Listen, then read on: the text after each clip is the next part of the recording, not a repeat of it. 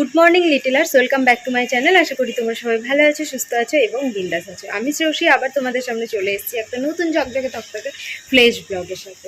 তো তোমরা অনেক দিন পর আমাকে দেখছো, অনেক দিনই পর তোমরা আমাকে দেখছো। কারণ হচ্ছে মাঝখানে প্রচুর কিছু ঘটনা ঘটে গেছে। আর আমার কোলে দেখতে পাচ্ছ আমার ছোট্ট মেয়েকে, তার সাথেও তোমাদেরকে ইন্ট্রোডিউস করাবো। এখন ফোন দেখে ও পিছন দিক মুখ ঘুরে আছে, ও এখন এদিকে তাকাবে না।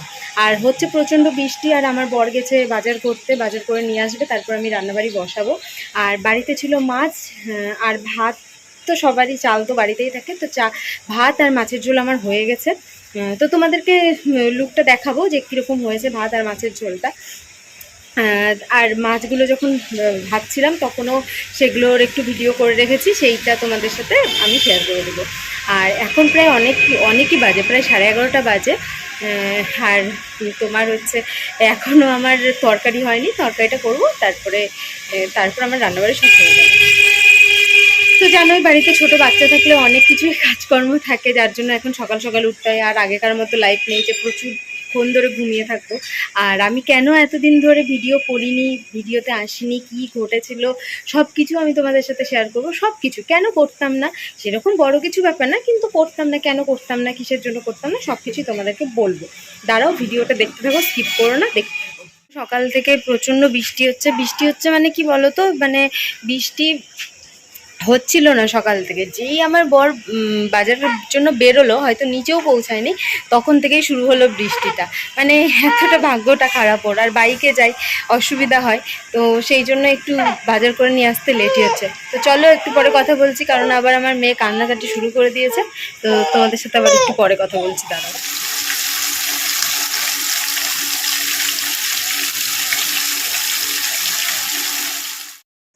তো দেখো, আজকে রান্না হয়েছিল, এখানে হচ্ছে মাটনের কিমা করে নিয়ে মাটনটাকে রান্না করেছিলাম। আর তারপরে হচ্ছে মাছের ঝোল, তখন তো দেখলেই মাছগুলো ভাজা হচ্ছে, সেই মাছেরই ঝোল আর ভাত। আর কাঁঠালের মতো আমি এই কিমার থেকে একটু মটন দিয়েছিলাম। তো এটাই হচ্ছে আজকে আমাদের দুপুরের লাঞ্চ। গুড ইভিনিং বন্ধুরা। তো এইমাত্র স্নান টান হলো, আর এখন প্রায় 3:30টার মতো বাজে। তো যেহেতু রৌদ্রু নেই, আর রৌদ্রু একটুখানি উঠেছিল আর বৃষ্টি হচ্ছে, সেই জন্য পরিবেশটা এরকম মনে হচ্ছে একদম বিকেল হয়ে গেছে, আর একটু পরে অন্ধকার নামবে, কিন্তু সেরকম কিছু না, যেহেতু বৃষ্টি পড়ছে সেহেতু এরকম হচ্ছে। তো সকালবেলা তোমাদেরকে বলেছিলাম যে আমি কিছু কারণের জন্য ভিডিও করা বন্ধ করে দিয়েছিলাম, তো সেটাই তোমাদেরকে আজকে বলবো। তো চলো দেখতে থাকো, স্কিপ করো না, সেটা তোমরা আরেকটু পরে জানতে পারবে। তো এই দেখো, আমার মেয়ে আর আমি একটু বসে আছি বাইরে, আর এখানে ওরই কিছু জামা টামা ন্যাকড়া টেকড়া কেচে দিয়েছি, আর বাকি একটু যেহেতু রোদ উঠেছিল সেই জন্য ছাদে মেলে দিয়ে এসেছি। তো তোমাদেরকে বলি যে কেন আমি ভিডিও করা বাদ দিয়ে দিয়েছিলাম। তো আমার মনে পড়ছে না যে কবে আমি লাস্ট ভিডিও দিয়েছিলাম। তো কারণটা হচ্ছে এটাই যে আমার পিসিমণি মারা যায় আগস্ট মাসের দিকে। আর আমিও হচ্ছে তারপর থেকে ভিডিও করার পুরো এনার্জিটা লস করে ফেলি, কারণ পিসিমণি আমার মানে আর একটা মায়ের মতো ছিল। তো সেই শোকটাকে আমি কাটিয়ে উঠতে পারিনি। তো পিসিমণি মারা যাওয়ার পর প্রায় 3 মাস আমি জ্বরে ভুগেছি। আমার জ্বর আসতো, আবার বন্ধ হয়ে যেত, মানে ঠিক হয়ে যেতাম, আবার ইয়ে হতাম। তারপর খাওয়া দাওয়া কমে গেছিলো, শরীরের কন্ডিশন খুব খারাপ হয়ে গেছিলো। তো পিসিমণি মারা যাওয়ার পর আমার এই সমস্ত জিনিসগুলো হতো। আর স্বপ্ন দেখা তো ছিলই।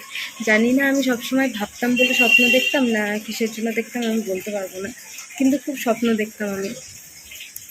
তারপর এরকম করতে করতে নিজেকে ঠিক করি, বোঝাই, জানি একটু বেশি বেশি বলে ফেলছি। তো অনেকে বলবে যে পিসিমণির জন্য, যে আমার কাছে আমার পিসিমণি কী সেটা আমি নিজেই জানি। তো ছাড়ো, এইসব আর কিছু বলছি না, এগুলো মনে করলেই খারাপ লাগে খুব।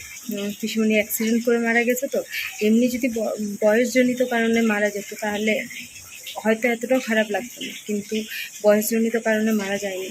তারপরে পিসিমণি মারা যাওয়ার ঠিক কিছুদিন পর বলতে প্রায় 5 মাস হয়ে গেছিলো আমার প্রেগনেন্সির খবর জানতে। আমি প্রথম দিকে বুঝতেই পারিনি। আমি যখন 5 মাস চলছে তখন আমি বুঝতে পেরেছি যে আমি প্রেগনেন্ট। মানে জানি না কেন, হয়তো ফার্স্ট বলেই এরকম বুঝতে পারিনি, কোনো এক্সপিরিয়েন্স ছিল না বলেই আমি বুঝতে পারিনি। তো তারপরে তো মেয়ে হয়, তারপরে প্রেগনেন্সি চলাকালীন আমার শারীরিক কোনো অসুবিধা ছিল না, কিন্তু তখন ব্লগ করার অতটা মন মানসিকতা ছিল না। হ্যাঁ, আনন্দের খবর, তবুও মন মানসিকতা ছিল না অতটা। আর আমি কেন যেন আমার একটা হয়তো কুসংস্কার এটা, কিন্তু আমার মনে হয় যে এগুলো করে যদি আমি দেখাই তাহলে নজর লেগে যেতে পারে, এরকম টাইপের আমার একটা ফিলিংস আছে। হ্যাঁ, আমি জানি এগুলো কুসংস্কার, কিন্তু হয় না অনেকের একটা ইয়ে থাকে। তো বুঝতে পারছো তোমরা, রোদ্রুটা হঠাৎ করে রোদ উঠলো, খুব সুন্দর। আর দেখো কি সুন্দর, মানে আলোটা এসে মুখের মধ্যেই পড়ছে। আমি এসে বাইরে বসলাম, কারণ হেঁটে বেড়াতে পারছি না, কোমরে প্রচণ্ড ব্যথা, আমি জানি না কেন। তো এই দেখো, তো এইটাই হচ্ছে কারণ, অনেক দিন ভিডিও করিনি, তো আবার ভিডিও করছি। তো তোমরা হচ্ছে যদি পারো তাহলে দেখো। আর আমি আর একটা নতুন চ্যানেলও খুলছি, সেখানে এই ব্লগটা হবে আমার ফার্স্ট ব্লগ।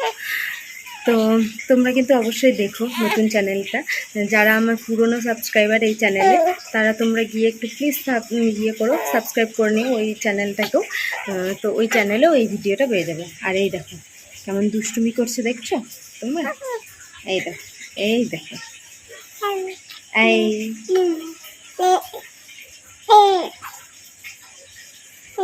দেখছো তোমাদের সাথে কথা বলছে। এখন থেকে এত দুষ্টু হয়েছে যে ফোন দেখলেই চুপচাপ। ও মনে করো কাঁদছে, ওর সামনে ফোন ধরলেই চুপচাপ, কিন্তু আমি এইটা অভ্যাস করতে চাই না। আর নতুন নতুন মানে কথা বলার চেষ্টা করে, খুব আও আও আও এরকম করে কথা বলার চেষ্টা করে। তোমরা আই থিঙ্ক ওর গলা শুনতে পাচ্ছ। আর আমাকে দেখিয়ে দেখিয়ে মুখ দিয়ে থুতু তুলবে, অনেক কিছু করবে, দুষ্টুমি করে এগুলো খুব। তো চলো, এখানে রোদ্রু চলে আসলো, মেয়েটাকেও রোদ্রু লাগছে। তো পরে আবার তোমাদের সাথে আসছি, কথা বলছি। আমার মেয়ের আর একটা দুষ্টুমি দেখাচ্ছি, দেখো, দেখছো?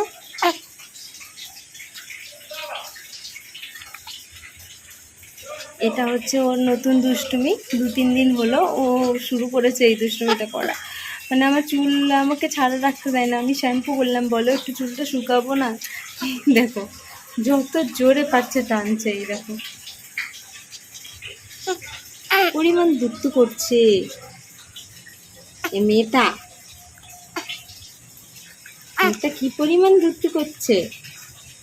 ছালো মা, ছালো, ছালো চুলটা, ছালো, ছাপবে না, ছাপবে না। মার চুল টেনে ওর খুব আনন্দ হয়। এই দেখো কিভাবে ধরে আছে, দেখতে পাচ্ছ কতগুলো চুল ধরে আছে।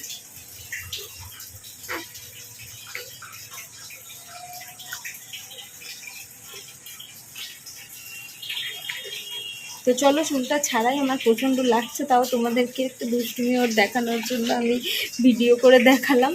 তো চলো পরে কথা বলছি। এখন গিয়ে কাপড়গুলো তুলতে আসলাম, এই দেখো মেলে দিয়েছিলাম ক্যাথা কেচে কিছু। বললাম না একটু একটু রোদ উঠছিল, সেই জন্য মানে অন্তত জলটা ঝরে যাক এরকমভাবে। তো চলো নিচে মেলে দেবো, এখন গুড়ি গুড়ি বৃষ্টি পড়ছে, তো ওই জন্যই আসলাম তুলতে। তো চলো তুলে নিই। আবার নিচে আমার মেয়ে একটুখানি ঘুমালো, জানি না উঠে গিয়ে আবার কাঁদতে শুরু করেছে নাকি। চলো আগে তুলি, তারপরে কথা বলছি। তো হ্যালো বন্ধুরা, বিকেলবেলার পর আর আসা হয়নি তোমাদের সামনে, কারণ এখন তো রাত্রিবেলা ঘুম হয় না। বাচ্চাটা কখন জেগে থাকে, কখন ঘুমায়, এই জন্য। তো সেই জন্য দুপুরবেলা ছাদ থেকে কাপড় তুলে আনার পর বৃষ্টি হলো, আর আমিও একটু শুয়ে ঘুমালাম। তো ঘুমটা খুব গভীর হয়েছিল, তো সেই জন্য আর ওঠা হয়নি, ভিডিও করাও হয়নি। তো এখন আমি রান্না করলাম, ওই সকালবেলা যা যা ছিল সেগুলোই রান্না করেছি।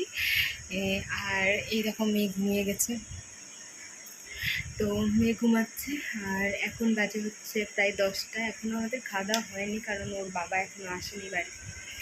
তো ওই আসবে, তারপর খাওয়া দাওয়া হবে, তারপর আমরা ঘুমাবো। তো চলো আজকে ভিডিওটা এখানেই শেষ করছি, আবার পরের দিন দেখা হবে পরে কোনো ভিডিওর সাথে। ততক্ষণের জন্য ভালো থাকবে, সুস্থ থাকবে এবং দিন থাকবে। চলো টাটা।